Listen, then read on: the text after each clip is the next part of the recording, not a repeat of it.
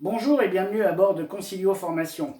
Nous venons de quitter notre escale précédente concernant la question de la posture professionnelle, comment la construire et la créer, pour reprendre aujourd'hui notre croisière destination la prochaine escale concernant la question comment construire une dynamique d'équipe.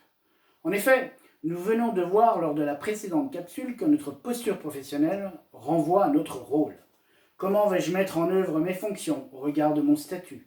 Ainsi, cette posture, ce rôle renvoie à nos singularités professionnelles et donc à une évidence, celle d'affirmer, travailler ensemble, faire équipe n'est ni naturel ni inné.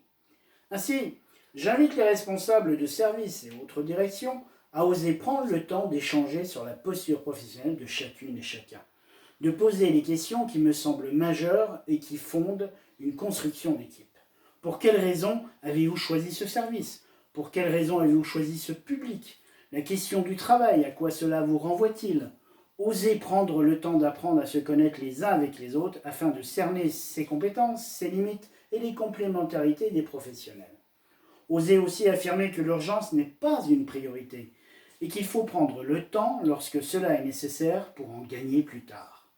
C'est à partir de nos différences que nous construisons une dynamique d'équipe et non à partir de nos ressemblances. Ce précepte est aussi valable pour gérer les périodes de crise. Prenons l'exemple de la gestion de la violence au sein d'une organisation éducative qui accueille des mineurs en protection de l'enfance. Ces hébergements sont des lieux ouverts sur la cité. Les professionnels, certes, possèdent la mission de protection, mais cela n'empêche à rien que des faits comme l'introduction d'alcool, de cannabis ou de la violence arrivent. Souvent, concernant la violence, un ou deux jeunes sont à l'origine, et alors l'effet papillon se produit si rien n'est fait, si rien n'est géré. Alors, il me semble important de faire un arrêt sur image, de résoudre la problématique en priorité et de mobiliser l'ensemble du personnel.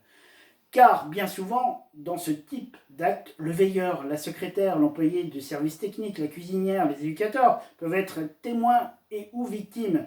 Ils font partie des professionnels et possèdent des avis sur la question, voire des pistes d'action. Il faut résoudre en priorité et mobiliser l'ensemble des équipes pour ne pas agir au coup par coup et rendre surtout insécure la situation et les équipes. Je le répète, l'urgence n'est pas une priorité, mais la priorité à gérer se trouve bien dans la problématique que l'organisation, les équipes et le public accueilli rencontrent.